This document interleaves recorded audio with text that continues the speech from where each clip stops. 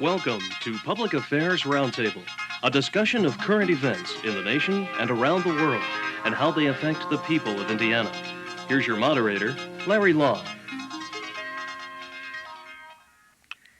It's almost time to settle up with Uncle Sam. Our annual date with the tax man, April 15th, coming up next week. Today on Public Affairs Roundtable, we're going to talk about taxes, those you pay, what the politicians do with them after they get them. Our panelists today are Dean Neil Palumba from the College of Business at Ball State University, Howard Hammer from the university's Department of Finance, and John Rouse from the Department of Political Science. John Rouse, what is the theory on taxes here? We have a social responsibility to pay taxes and support our services. We have a political tool to get things accomplished. What are taxes? Larry, taxes are a very patriotic idea. I mean, when we have the chance to pay our taxes on April 15th, we should rejoice. This is a very patriotic thing.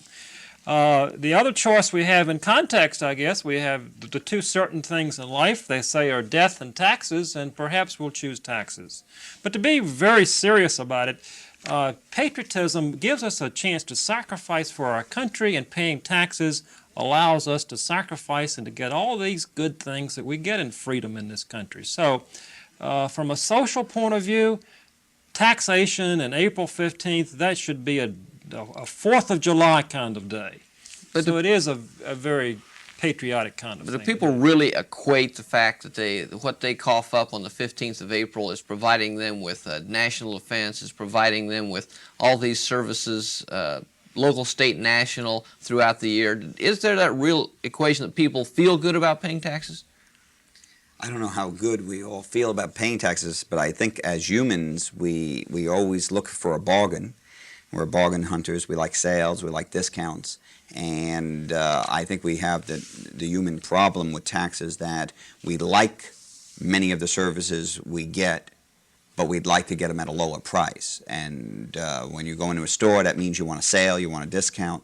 When you're dealing with the federal government or state government or local government, it means that you want the roads and you want the schools and you want the national defense, but you want your taxes to be lower also. You want a discount price.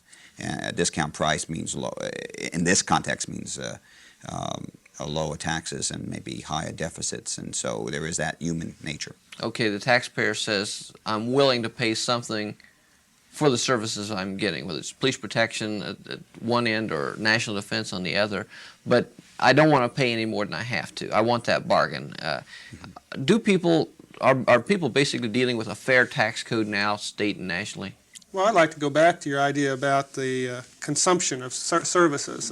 The one thing that we haven't talked about is the fact that when you pay your taxes, you're buying a whole bag of services at once. Some of those services you are not going to use, others you need desperately. The wage earner with 3 kids in school is very concerned about the service he receives from the local school corporation, and yet he's not paying a proportional share of cost for that service. The people who don't have children are also paying the property tax that supports those schools. So it's kind of an interesting situation where if you were bargaining for services from the government, I think there would be a different outcome.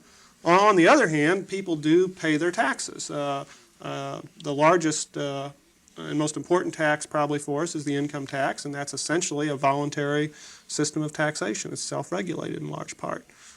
I did see a statistic this week that there's something like 750,000 or 800,000 Hoosiers who have not yet filed their tax returns, so I suppose the enthusiasm is not overwhelming, and there'll be a few people in line on April 15th making that decision. Well, let's go back to the question. Is it fair? Do we have a fair tax code? Is it fair for the average taxpayer in the United States, the code that we have with the federal income tax system on down through our system of state taxes, local taxes? Is it fair? I don't know if the word fair really can be applied to taxes. We all do it. I do it. We use that word. We want a fair society. But I really think that the tax system is an evolutionary system, like most other important institutions in life. We talk about it being fair, but I don't think we can really measure fair. What we really can measure is things like what goods do we want, how should we pay for those, what portion should we pay through taxes, and then where we're going to place those taxes. I think we're in a very interesting point in our evolution of taxes in this country. I think as a nation, we're always going to spend a large amount of money on national defense, on Social Security, on education, hospitals, highways, and so on. At the same time, as a nation, we have to decide then what mixture of taxes, what are we going to put a tax on? Are we going to tax income? Are we going to tax savings? Are we going to tax expenditures? Or what combination? We're going to tax property? Or what combination, really? We don't make one decision. And I would argue that we're in a very interesting part of our evolution, and that is, as a nation, I would say that we have decided to significantly reduce taxes on income. The income tax at the federal level has been sharply reduced, and I don't think there's going to be any time soon where we're going to increase that burden on income. That means now, as a nation, we either have to find a lot of expenditures to get rid of, or if we can't do that, we have to replace some of that lost income tax with a tax on something else. And I think very few people, but some people are now talking about a so-called expenditure tax, and I think consumption tax, if you will. And I think that's going to be the next development after we decide how much we can reduce the budget or can't reduce the budget. What does that mean for a state like Indiana? Well, if I'm right and we can't reduce the budget, and we're not going to re-increase the federal income tax, then what might happen if the federal government doesn't put in a consumption tax is that they might have to turn around and slice out a lot of revenue, or a lot of programs that go to states like Indiana, and I've seen one estimate where at least $100 million will come out of the state of federal monies will come out of Indiana. And that means the state of Indiana would then have to cut $100 million of state programs or raise its state taxes $100 million. And so I still think the solution is going to be partly in this switch to a consumption tax. National consumption tax. Is that like a sales tax? Yes. Nationally? It's a national sales tax in a sense, but it's not like a local sales tax. It's not at the point of purchase. It is, we usually call it a value-added tax because it's a national sales tax on all production that's placed within the production process, so that when the consumer gets the product, buys the food or buys the medicine or buys the car or buys the suit, the price already reflects a portion of a tax that has been built into the production process and passed forward. It's a very powerful tax if you go to it. Powerful, I mean, it raises a lot of money. It has been estimated that a 1% value-added tax on all expenditures in the United States would generate $20 billion a year in revenue. And that's a lot of revenue. That hits everybody, too.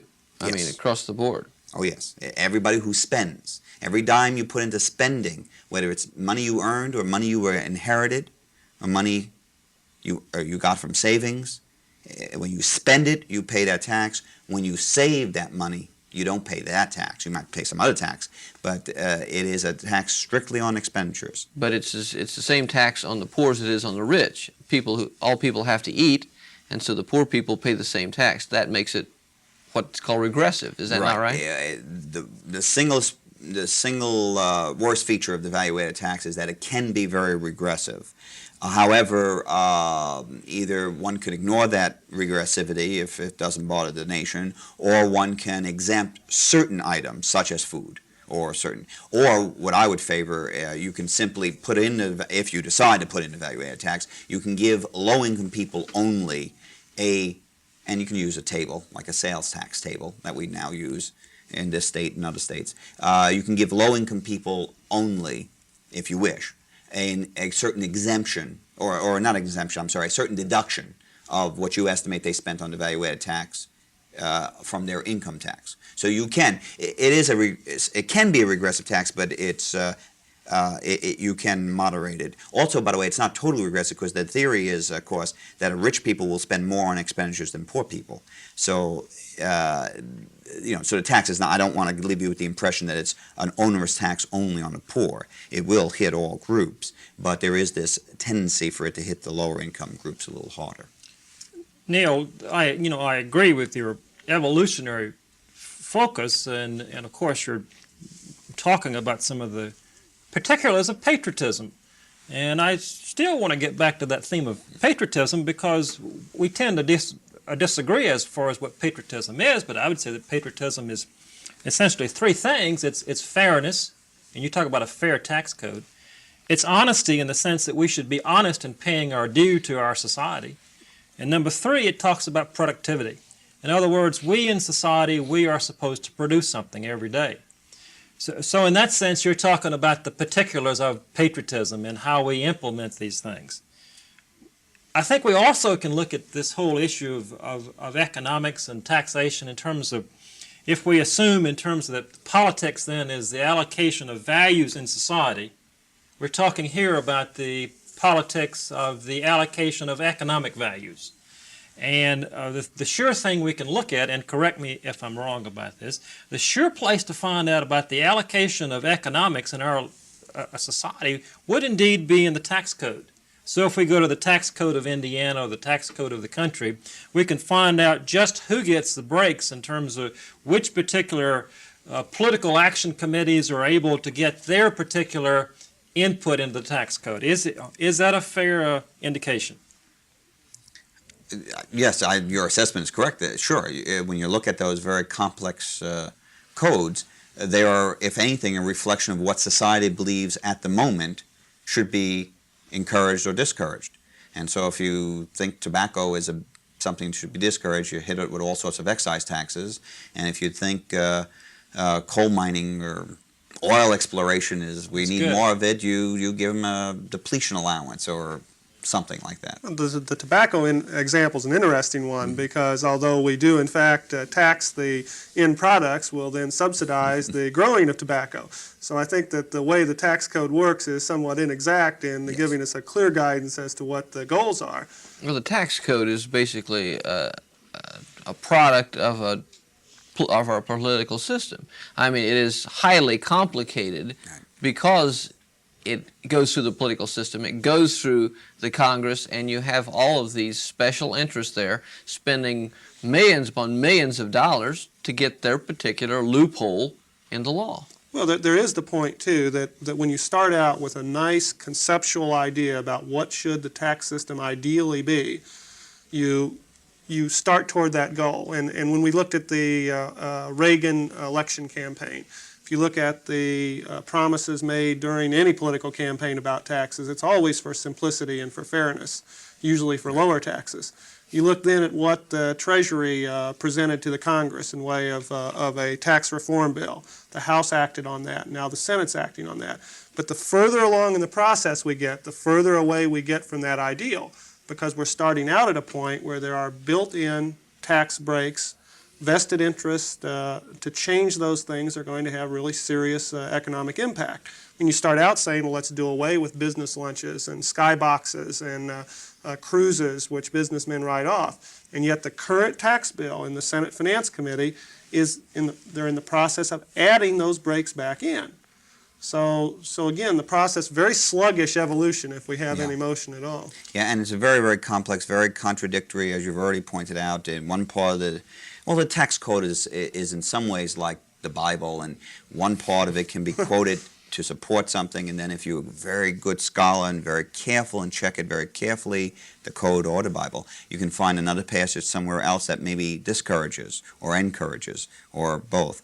It's a very complex phenomena, and it grew up for a lot of complex reasons, and so you get these contradictions. The tobacco example you use, and I'm sure there's lots of others if we went through the code very carefully. Neil, that's a rather heavy comparison, the tax code and the Bible, and I won't go into that, but I will try to get into some history. The income tax was set up in 1913, and of course when the country was founded, almost 200 years ago, the idea was that we would only have taxes upon the imports that came into this country, and so therefore we would not have to have an income tax. Then, of course, in 1913 we had the 16th Amendment, which is one of our famous amendments, and also the setting up of the Federal Reserve System. So, but to look at the recent evolutionary focus upon taxes, we go back 7 or 8 years in terms of evolution, but even further than that in terms of Indiana. We look at the Bowen property tax freeze in 1973, and that has had a tremendous impact upon having less taxes at the local level. We also, in a national sense, look at the Jarvis-Gann Amendment in California, in a popular sense known as Proposition 13, and that really said in so many words that we want less public goods in favor of more private goods. So we want less taxes, we want less services. Instead, we want the private sector to make more decisions about what we get. When you talk about evolution, you talk about reform, but aren't you talking about basically a tax shift? We're still going to pay. We haven't gotten to the point where we drastically cut expenditures because we are cutting revenue. The Bowen tax program is a perfect example. It was to shift the burden away from property taxes. But what did the legislature do? Double the state income tax. So it's not like, hey folks, we're giving you a real break here, we're freezing your property taxes, you're going to pay lower taxes. That's not the case at all. I think you're talking about the same thing with the federal level. Yeah. If we say, okay, we've cut your income taxes, Ronald Reagan's, the Kemp Roth, whoever you want to give credit to the plan, we're cutting your income taxes, but down the line, you're going to pay, are you not? Well, yeah, that's been the issue in tax reform, is if we're going to remain a revenue neutral tax system, you're either shifting the income tax burden from one set of income producers to another, or if you're going to actually lower taxes for everyone from income tax, you have to find a replacement. And they've looked around for replacements. Currently, they're considering as a prime candidate to, in effect, raise excise taxes. They're doing this indirectly through removing the deductibility of excise taxes for corporate taxpayers, but the end result is essentially to put a greater burden on people who consume certain kinds of goods. Now, excise taxes include things like road taxes. So if this were to be in effect, you might see truckers hurt. And so what happens as a result? Truckers are going to lobby Congress. You're going to have a very stiff fight now to accomplish that change. You talk about, well, let's take away business tax breaks. We'll remove the investment tax credit, quite an abstract-sounding tax thing. But that would hurt the Midwest very heavily because we have old industry that needs to be rebuilt. And so our industry now, the rebuilding of Indiana's industry is in some sense subsidized by that tax break. So there's no easy way to find that revenue. And I mean, everyone holds out the hope, I suppose, of cutting government spending. But that, again, there's limited progress on that front. I think that's the key question now. Before we'll know anything about the taxes, the key question this year and next year is how much more defense and non-defense can we cut? $1 billion, $500 million, $20 billion, 50, 2, pick a number. I mean, you don't have to pick one, but I mean, how much more can Congress wring out of the budget? Very little, a lot, half, none, 10%. Once that decision is firmly made, it won't be made forever, but I mean, once we really face that decision, Congress faces that decision, then I think we will come back to this tax, and we either will re-up the income tax, which I don't think we'll do, or we will bring in a whole series of excise taxes, which as an economist I don't like because they are industry by industry, and this industry gets hit and this other industry doesn't, and this industry lobbies well so they don't get it, the tax, and some other industry that is not organized so they get the tax, and maybe economic growth should be going that direction and it doesn't because of, or at least it's hurt because of the tax. So this, by the way, obviously the value-added tax is simply a whole collection of excise taxes lopped on everyone, but of course economists love those kind. If you're going to tax, the economist says don't tax and put everything in the private sector if you can. But if you got to have something in the public sector, and we know we do, then you got to raise taxes, and then what you want to raise taxes is in a neutral way. Well, there's no neutral tax. And so, but we like to get away from excise taxes and do things like income tax or value added. But the first decision is, are we going to reduce the budget? Second decision is, if we don't, then what taxes are we going to institute? And from Indiana's point of view, from the state of Indiana's point of view, there's a couple of things you can say. One, as a low-tax state, we are a low-tax state in the Midwest. in the nation. As a low-tax state, if they will stop allowing people to deduct their state and local taxes from their federal tax, and that would generate a lot of money at the federal level, that would be a bonus, a small bonus. I mean, it would cost us Hoosiers a little bit, but it would cost many people in many other states a lot more. It hurt us less. It hurt us much less. It would shift in our favor.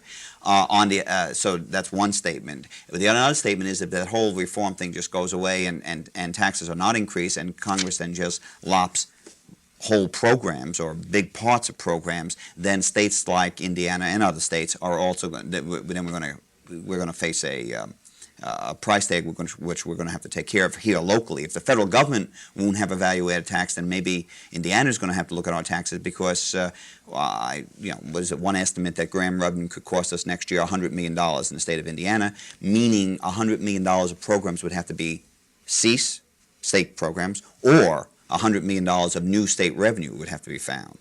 So everybody in every state, low and high tax states, are very interested in what happens at the federal government because it's going to impact the local taxes. The point you made earlier is that we freeze the property tax, but then we raise some other tax. We lower federal taxes, then maybe we're going to have to raise state taxes. Let me also make a comment in terms of two of the points that Neil and Howard made. It's certainly true that we have a regional focus here. For example, certain industries like the textiles in the South, they want advantages in the tax code. And in the Southwest, the oil interests want special advantages. So it's a regional kind of thing. And the politicians from the Midwest and the Northeast have been attempting to get their act together to add in a successful manner in Congress for the things that we want from this area. But to also comment in terms of the focus in terms of a consensus on taxes. We asked, is there any consensus, as you said, excise taxes for this and that and so forth? If there is any consensus, there is the consensus that we should not change the income tax for Social Security. I mean, the Social Security tax should stay the same in terms of benefits. A second thing, in terms of the thing that Neil alluded to, is the issue of defense. And in terms of opting for less public goods over private goods, at some point in time, the American people will say, we want less defense spending if this is going to have a significant impact upon our standard of living. Are not some taxes, we talked a little bit about fairness of taxes and the politics of taxes, but a consumption tax, does that not make a lot of sense for politicians to be able to say, okay, we won't raise income taxes because each week on your paycheck stub you can see where you lost an extra 75 cents or a dollar and a half. But a consumption tax is a tax that is pretty well hidden from the consumer and does not make that politically wise as well? Also, I think you could talk a little bit about the kinds of behavior that are encouraged by different taxes. And a consumption tax encourages saving. And that, of course, sounds like a very desirable thing to do, but only if someone has money to save. And that's where the low-income taxpayer, who has very little disposable income to make the decision, save or spend, the wealthy individual may be able to much more easily make the decision to save, and I think there's some data over time that would suggest that they do save a larger proportion of the income, and that gets back to the mild regressivity of the consumption tax. If you look at the income tax and the set of deductions that are set up, many of the deductions encourage savings. The tax break that's given to the saver in the form of an IRA, that encourages people to plan for retirement. And so you see that there's social policy built into each of these decisions all along. And I think that's the real problem in trying to change taxes, apart from just dollars and cents, is that there have been a series of decisions made about what's desirable. And when we talk now about a simple, across-the-board kind of system, we then ignore the decisions that have been made in the past, and those things become politically difficult to deal with. But again, your point is politicians do appreciate, I think, to some degree, taxes that can be hidden. And I think they're going to appreciate them a lot more in the next couple of years after what we have done with the income tax. A couple of quick points. One, let's not totally lose sight of the fact that, as Howard has mentioned, we think we're going to have to do a lot more investing in this country to be competitive worldwide. And that's why, again, some people are talking about not putting all taxes on consumption, but shifting the burden just a little bit more to consumption so we get more savings and we get more investments. And finally, I'd like to make the point that the United States, as of today, is amongst, I believe this is correct, amongst the 5 lowest nations in the world on tax burden. I don't like to pay taxes. I would guess you don't. But the tax package we pay here in the United States, on average, is lower than most other nations. Not all, but most. And so I'm not arguing here to raise that burden, but I don't think the burden is, I don't think we're at the breaking point in this country. Well, I guess in addressing reform, or so-called reform, then we're not looking at basically changing the level of taxation, but basically at the fairness of it. So, I mean, is that not what we're looking at? That people are saying we want a simpler tax code, but in our political process is really simplification, the theory of a flat tax, is that really feasible? I think we've already found out we're not going to have a simple flat tax, because all this talk of simplifying, every version you see, and I'm not going to pick anyone's version, you name a version, anybody's, Democrat, Republican, President, Congress, anybody, man in the street, and they're all complicated. They're all extremely complicated. The only simple income tax plan I've ever seen in the literature was years and years ago. Milton Friedman had a very simple proposal to take 20% of everybody's income, or 10, 15% or something, and no one discusses that. So you're saying, Neil, that there are going to be plenty of jobs for accountants? More than ever. H&R Block won't have problems. We're out of time today. Thanks to our panelists, Howard Hammer, Neil Palumbo, and John Rouse, for the commentary on today's program. I'm Larry Lough. Thank you for being with us.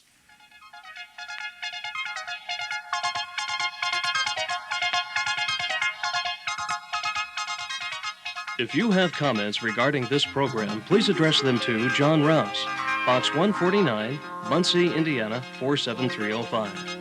The producer for Public Affairs Roundtable is John Rouse. Associate producers are Cecil Bohannon and Bill Mosier.